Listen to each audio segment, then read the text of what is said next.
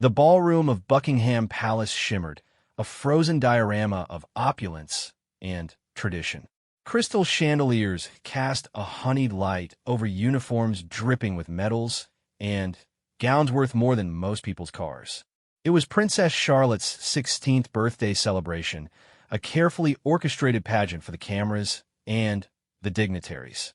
To the world, she was a picture of youthful royalty, a smiling, poised figure in pale blue silk. But if one looked closely, and Sergeant Aidan Shaw always did, the smile never quite reached her eyes. They held a quiet, weary tension, a reflection of the immense, gilded cage she inhabited. Aidan stood motionless by the grand entrance, his posture ramrod straight in the scarlet tunic and bearskin of the King's Guard. His face was a mask of impassive discipline, but his eyes, sharp and perpetually scanning, missed nothing. He saw the subtle shift in her shoulders when another lord offered a stiff bow, the fleeting look towards the tall windows that promised the dark, free anonymity of the London night. He had been on her detail for 3 years, a silent shadow. He knew her patterns, the way she'd linger by the palace library shelves, the secret, fleeting grin she shared with her younger brother, the suppressed sigh before a public walkabout. His orders were simple, absolute. Observe, protect, but never engage. The monarchy was a machine, and he was a polished cog. The family were principles, assets, not people to be known. But in his quiet observation, Aidan had come to see not just a princess, but a bright, kind young woman drowning in duty. The crisis began not with a bang, but with a whisper. Midway through the evening, as Charlotte moved through the crowd, a senior royal aide, a man named Pembroke with a voice like cold silk, leaned close to her. Aidan, from his post, saw his lips move. He saw the color drain from Charlotte's face, leaving her porcelain pale. Her hands, previously clasped gracefully, trembled for a split second before she locked them tight. The aide withdrew, his expression one of bland satisfaction. For the next hour, Aidan watched the princess slowly unravel. Her laughter became brittle. Her movements turned mechanical. She glanced repeatedly towards the terrace doors, her expression shifting from distress to something darker, a desperate, panicked resolve. During a waltz, she whispered something to her partner, a young earl, who looked confused but nodded. As the clock struck 10, Charlotte made her move. She slipped away from the main throng, under the pretext of freshening up, moving not towards the ladies' retiring room, but down a lesser-used corridor lined with portraits of stern ancestors. Aidan's training kicked in. Protocol demanded he alert the detail lead and maintain his post. But something in her frantic, silent escape felt fundamentally wrong. This wasn't teenage rebellion. It was flight. With a silent internal curse against his own instincts, he broke from his station, moving with silent, efficient steps to follow at a discreet distance. He saw her push open a heavy door to a servant's staircase, her silk gown vanishing into the dimness. He followed, the sounds of the orchestra fading into a muffled echo. He found her not on the grounds, but in a dusty, windowless antechamber used for storing old furniture, collapsed on a moth-eaten settee, her body racked with silent sobs, the carefully applied mascara now streaking down her cheeks. She didn't startle when he entered. She just looked up, her eyes pools of utter despair. "Sergeant Shaw," she whispered, her voice raw. "You have to go back. You'll be in terrible trouble." Aidan remained at attention, his voice low but firm. "My primary duty is your safety, Your Royal Highness. You're not safe here." He meant physically in a lonely, dark room, but the implication hung in the air. She shook her head, a gesture of hopelessness. "Safety? They're sending me away, after the summer, to live with my great-aunt in Norfolk, permanently, to remove me from unhelpful influences, to focus on my studies away from London." She took a shuddering breath.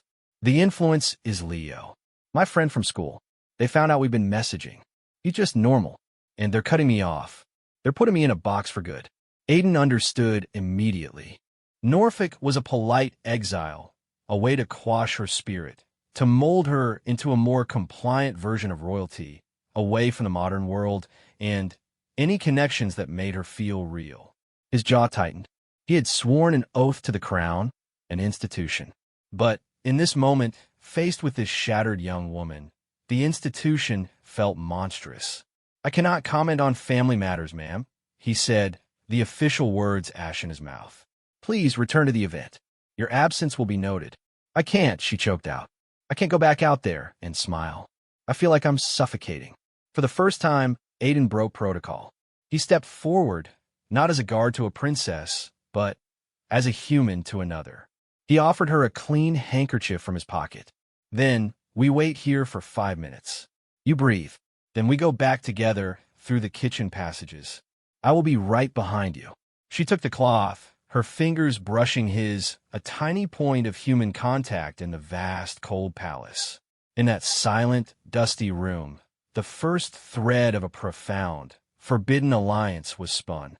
He had disobeyed by leaving his post. He would soon disobey far more. The alliance formed in whispers and shadows.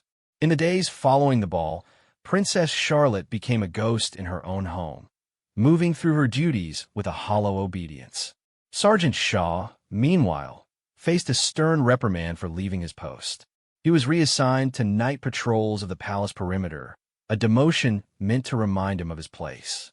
But the palace, for all its size, is a village. Their paths crossed in the quiet hours.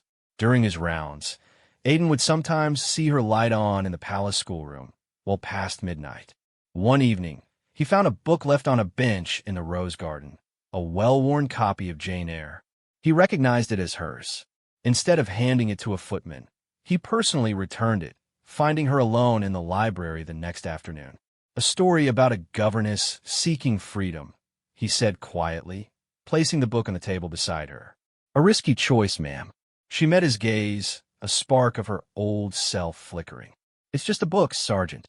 It's a signal," he replied, his voice barely audible. "And signals are seen." It was a warning, but also an acknowledgement. He saw her. He understood. Their conversations remained brief, always in passing, always deniable. He'd comment on the weather during a corridor crossing. She'd ask a mundane question about palace history during a guard shift change. But the subtext was a growing, mutual trust. He became her silent sentinel, using his knowledge of the palace's blind spots and schedules to give her moments of precious, unsupervised peace.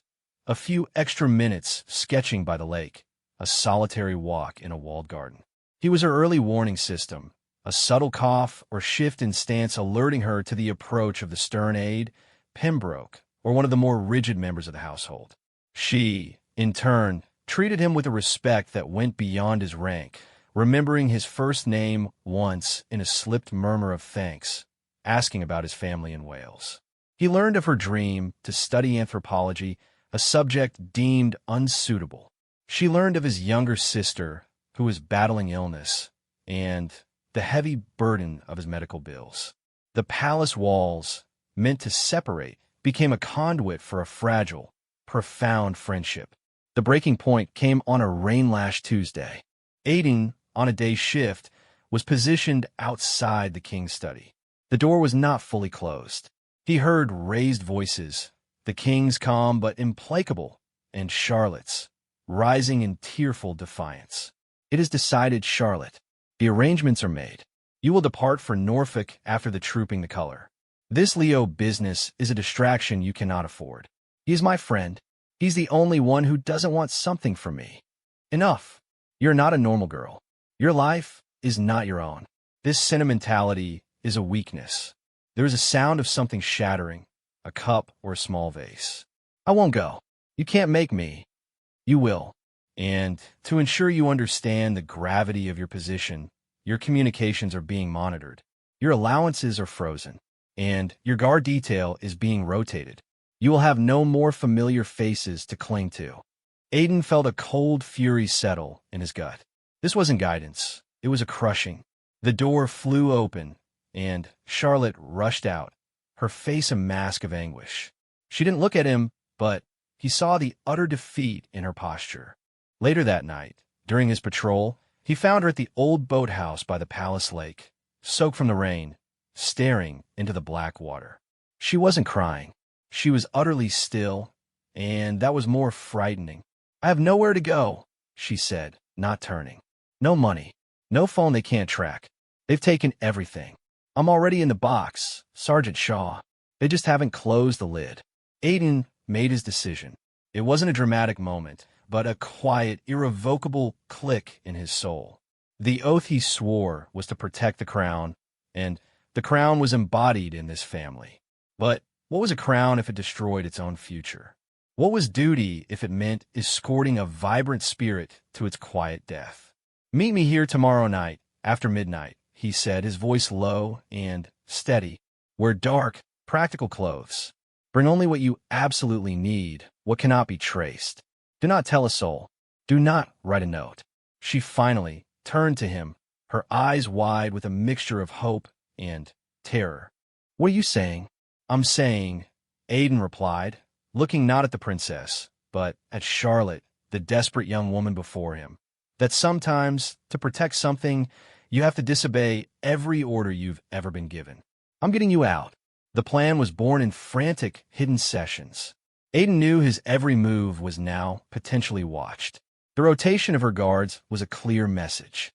Using his decades of military training and knowledge of royal security protocols, both their strengths and their blind spots, he devised an escape not from a foreign enemy, but from the institution he served. He called in a lifelong debt from a former comrade, Jamie, who ran a struggling, discreet car service in South London. He accessed, through a labyrinth of old contacts, a clean burner phone and a small amount of untraceable cash, explaining it was for an off-books personal matter. He mapped routes without CCTV, identified safe houses, a cousin's empty cottage in the Cotswolds, and planned a story for his own disappearance. For Charlotte, the days were an agony of pretending. She attended her engagements, smiled for photos, and discussed her exciting educational sabbatical in Norfolk with a convincing flatness that pleased her minders. Inside, her heart hammered a constant, fearful rhythm. She secretly gathered a small rucksack, a change of clothes bought years before with a friend for a charity run, no palace labels, a photograph of her mother, a few pieces of simple jewelry she could sell if desperate, and the copy of Jane Eyre. The night of the escape was moonless, the palace grounds shrouded in a thick, damp mist, an ally they hadn't dared hope for. Aiden, on his final, intentionally sloppy perimeter check, disabled a specific, older motion sensor near the boathouse with a practiced, non-destructive method. At 12:30 a.m., Charlotte, in black jeans and a navy hoodie, slipped from a laundry exit whose alarm he had temporarily looped. They met at the boathouse. No words were exchanged. He handed her a cap and a bulky jacket. They moved not towards the walls, but deeper into the palace gardens, through a forgotten gate used by groundkeepers, its lock he had oiled days before. They crossed into the vast, dark expanse of Royal Park, moving like ghosts through the trees. For 2 hours, they hiked, the only sounds their breathing and the distant hum of London. They emerged on a quiet suburban road where Jamie's unmarked car waited, its engine off, lights dark. The drive was spent in tense silence, both of them watching for any sign of pursuit. By dawn, they were in the Cotswolds cottage, a cold, dusty place that felt like paradise. The first 48 hours were a blur of exhaustion and paranoia. They slept in shifts. Aiden taught Charla how to spot surveillance, how to pay for things with cash without drawing attention. They used the burner phone only once, to contact Leo, using a coded message Charlotte had devised years before. Leo, terrified but loyal, became their tenuous link to the outside world, feeding them news through an encrypted app Aiden installed. The news was a firestorm. The palace had announced Princess Charlotte was suffering from a severe viral infection and had been moved to a private estate for rest and recovery. No photos, no details. But the media was skeptical. Rumors swirled. Aiden was listed as absent without leave, a grave military offense. The public story was quiet, but Aiden knew the internal machinery of the Royal Protection Squad would be in overdrive, a silent, professional hunt now underway. Their sanctuary was temporary. On the third evening, as Charlotte attempted to make soup on the old stove, the reality of her situation crashed down. She was a princess who couldn't boil water, a global figure now living in fear of her own face on a news bulletin. She dropped the pot, the clang echoing in the silent cottage, and slid to the floor, hugging her knees. "I'm useless," she whispered. "I've traded a golden cage for a cold, dirty one, and I've ruined your life." Aiden knelt, not touching her, his own fear and doubt a heavy weight. "You're not useless. You're learning, and my life was my own to risk. We knew this wouldn't be easy. This is the hard part. This is where we decide what we're really fighting for. Is it just to run, or is it to force a change?" She looked up, her eyes red-rimmed but clear. "I don't want to vanish. I want my life to mean something. I want to be heard." Aiden nodded. "Then, we don't just hide. We negotiate. But from a position of strength, not from a palace desk." The hunter became the prey, and the game was just beginning.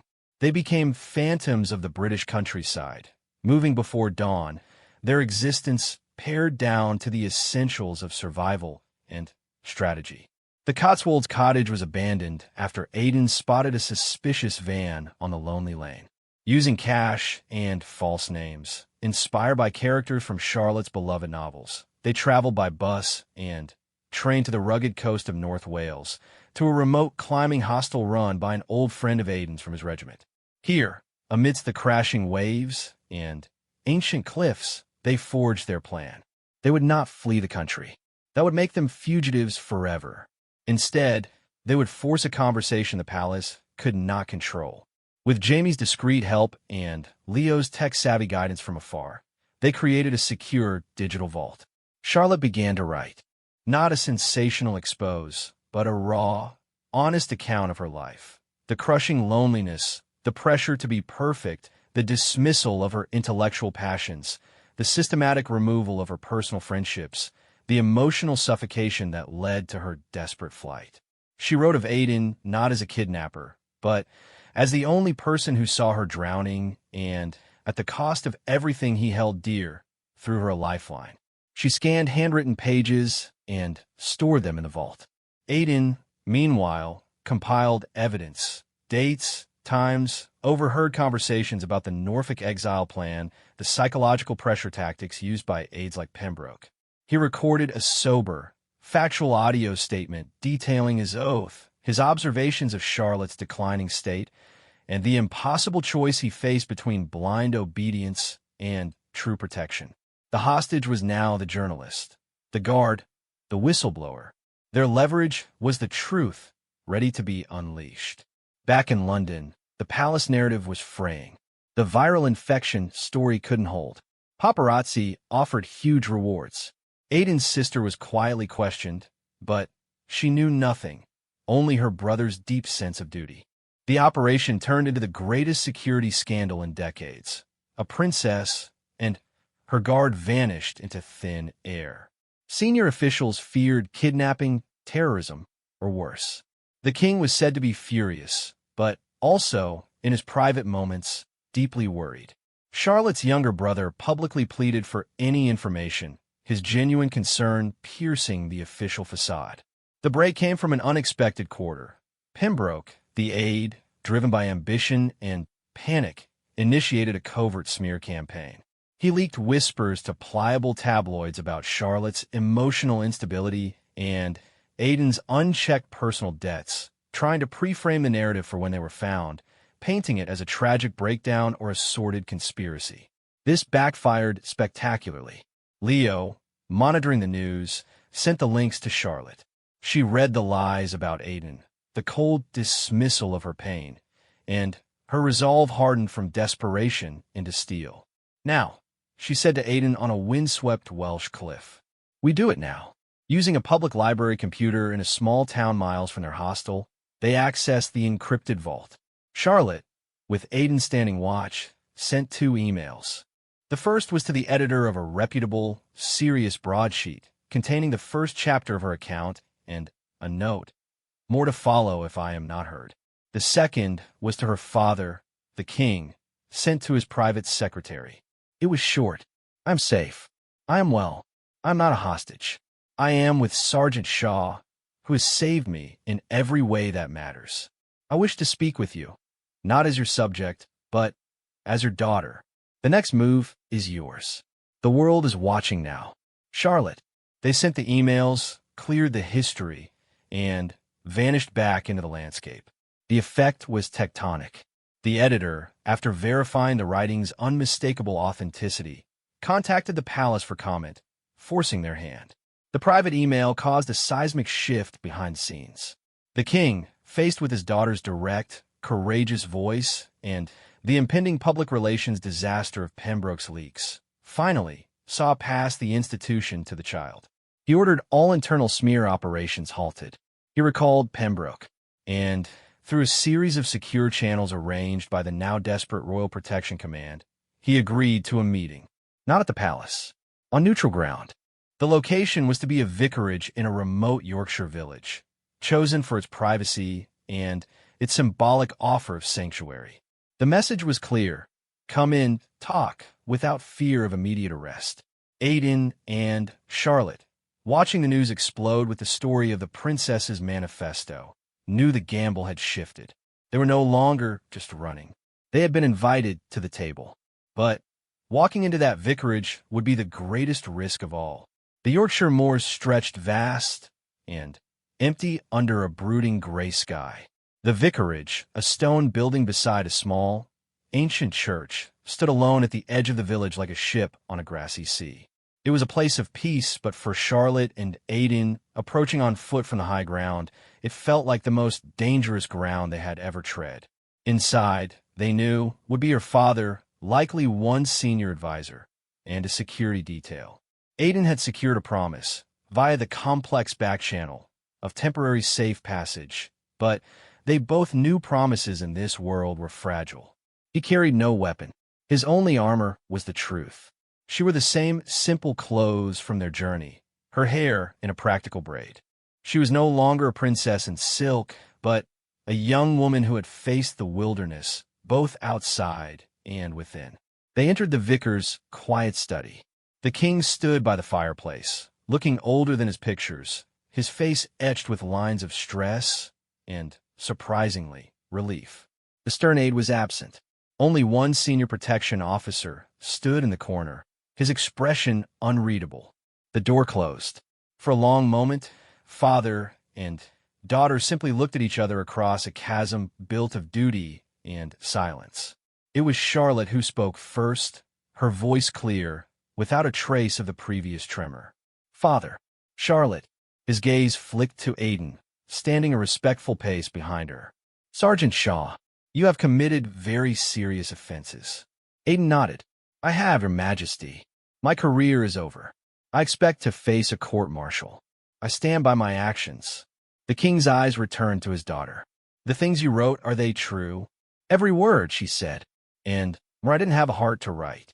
I was disappearing. Aidan saw it when no one else would look. He didn't kidnap me. He gave me the courage to save myself.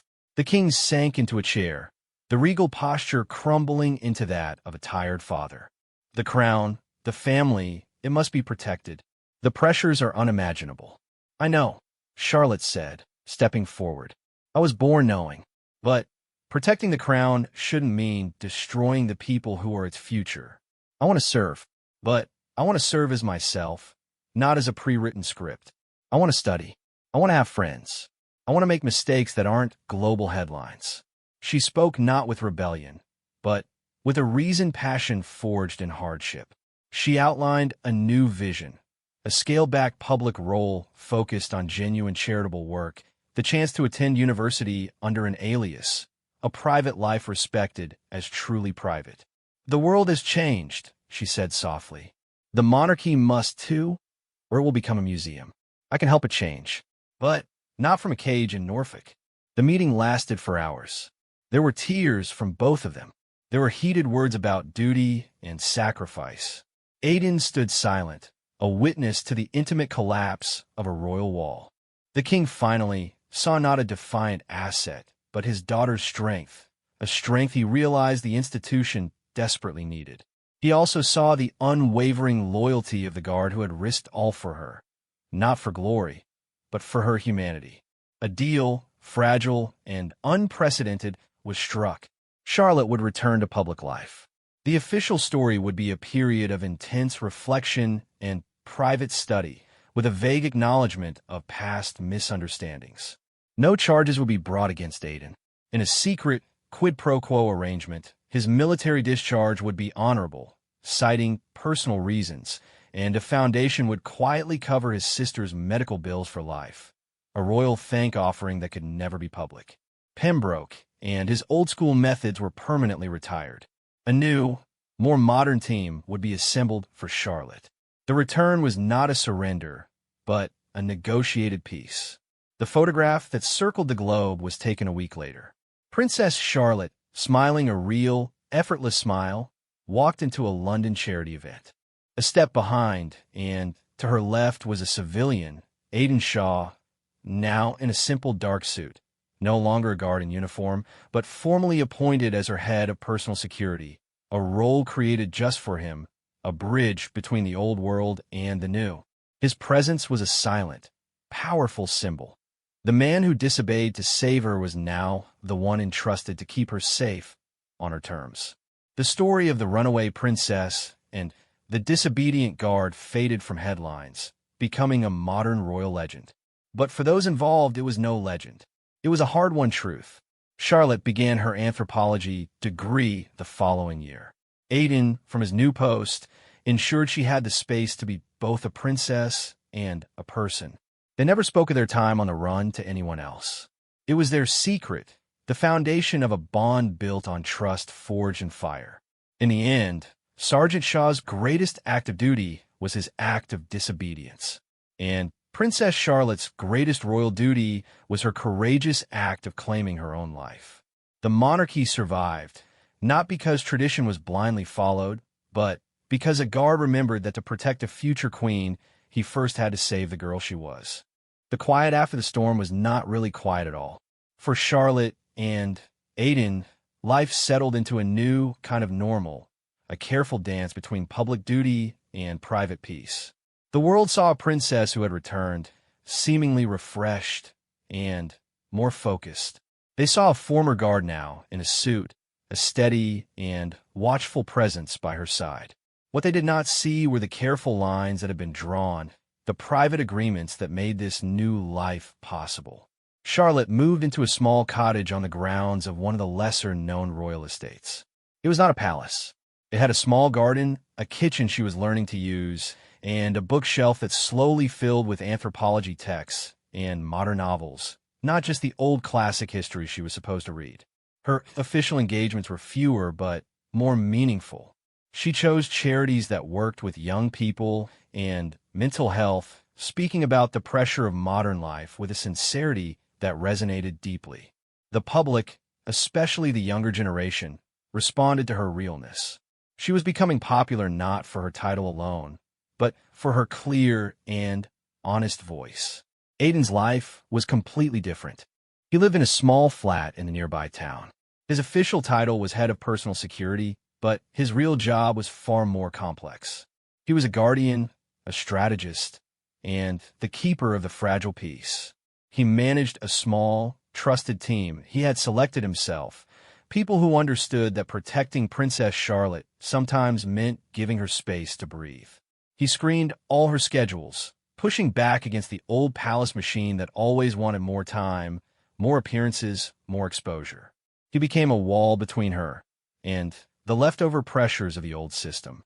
Their friendship, forged in those desperate weeks on the run, remained the solid center of everything.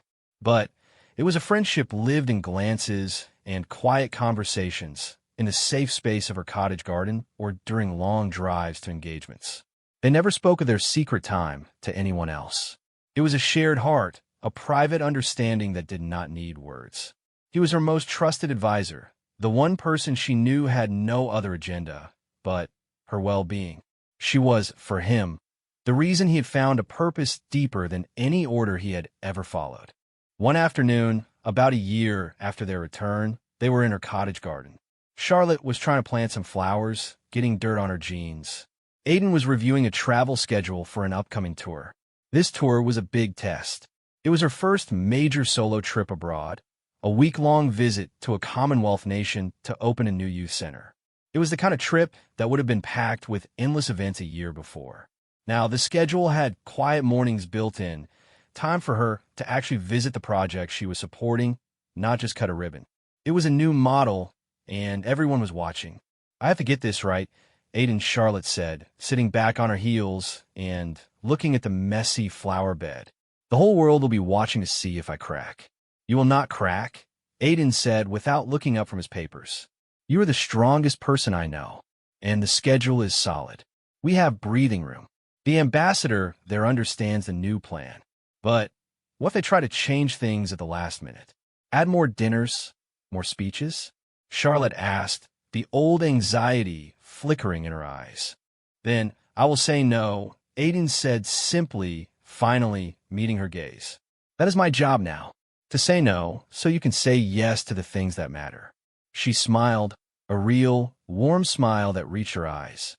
Thank you. The trip began smoothly. The first 2 days were a success. Charlotte visited a school, talking easily with teenagers about their dreams. She listened more than she spoke, and the news reports were full of pictures of her laughing, truly connecting. Aiden watched from the edges, a satisfied feeling in his chest. This was how it should be. This was the young woman he had helped set free, now shining in her proper role. On the third day, the trouble started. It began with a man named Edward Croft. Croft was a senior advisor from the Foreign Office who had joined the tour. He was from the old school, a man who believed in rigid schedules and formal appearances. He did not like the slower pace. He did not like that Aiden, a former soldier, had so much control over a princess's diary. During a morning meeting, Croft pointed at the schedule. This visit to the local market this afternoon, Princess, I think we should cut it. The security brief says it is a crowded, unpredictable environment. Instead, we have arranged a meeting with the Chamber of Commerce. More appropriate and safer. Charlotte glanced at Aiden.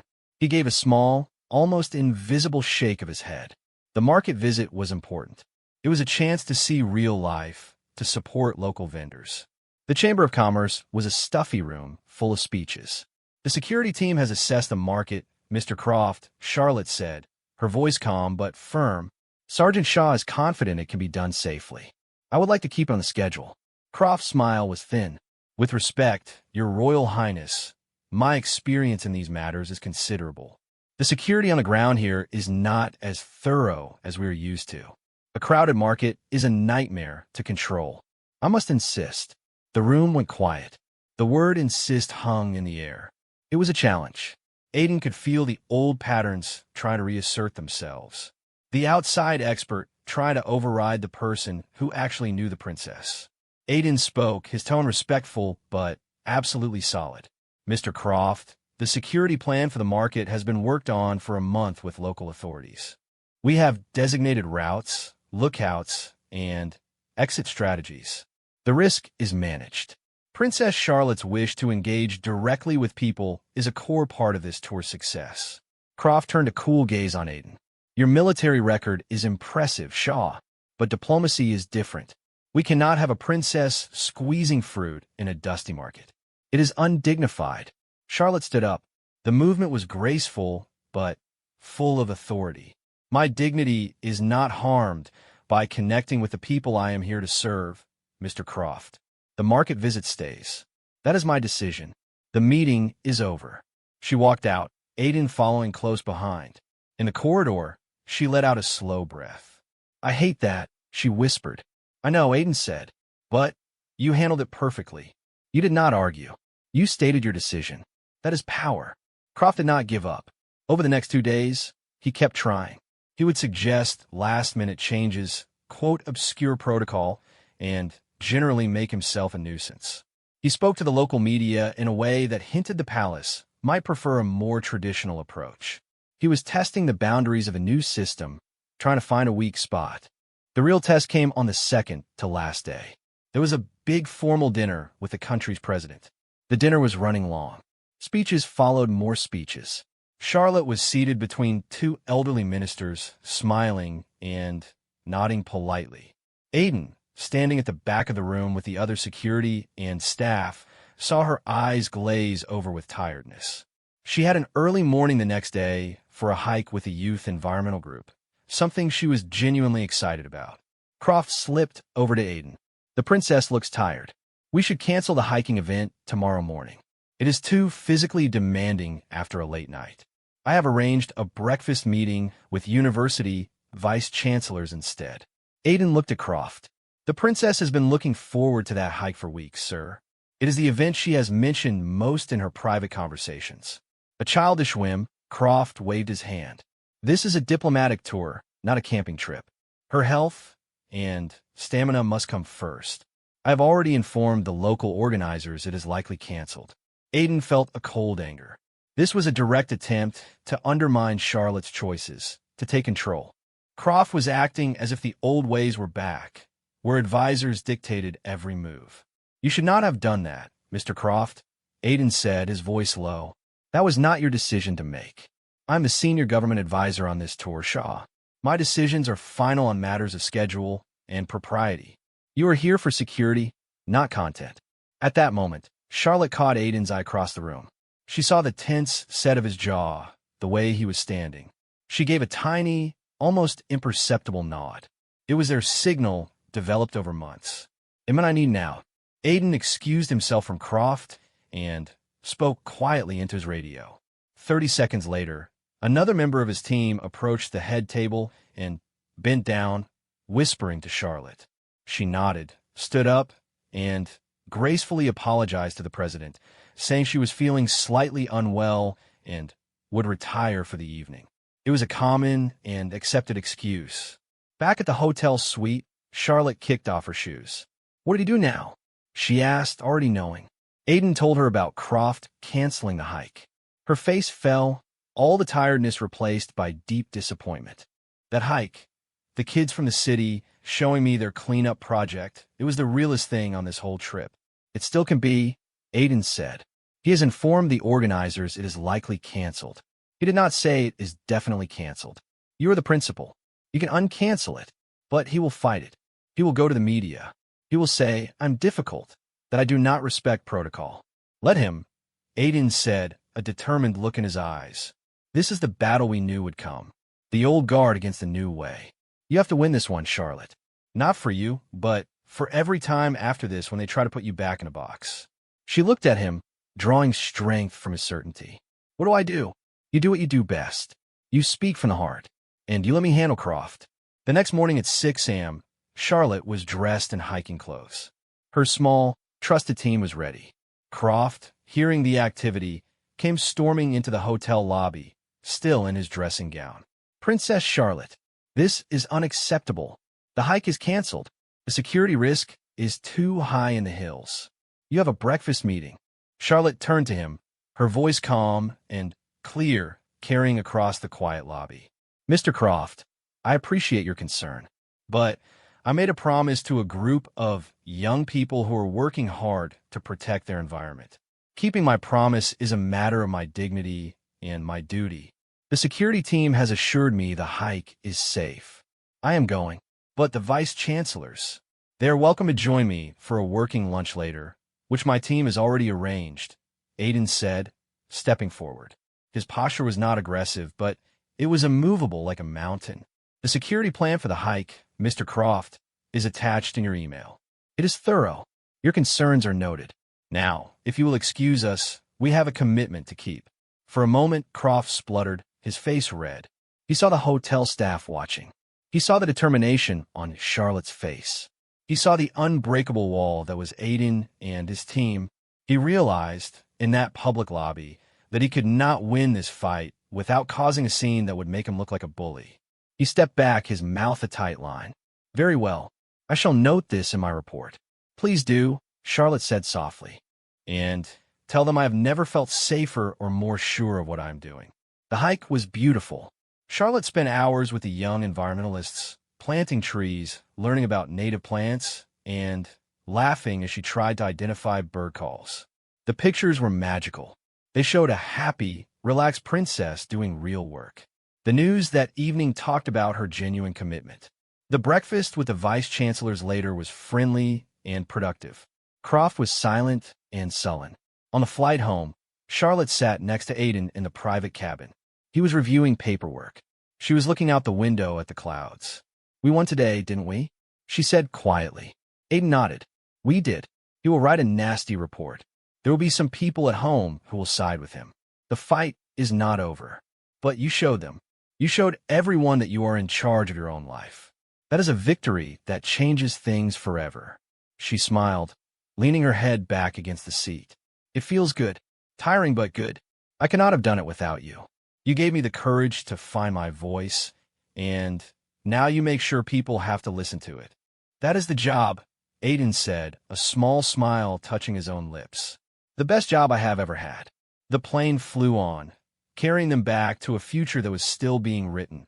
A future where a princess could be a person, and where a guard's greatest act of loyalty would always be to protect that simple, revolutionary truth.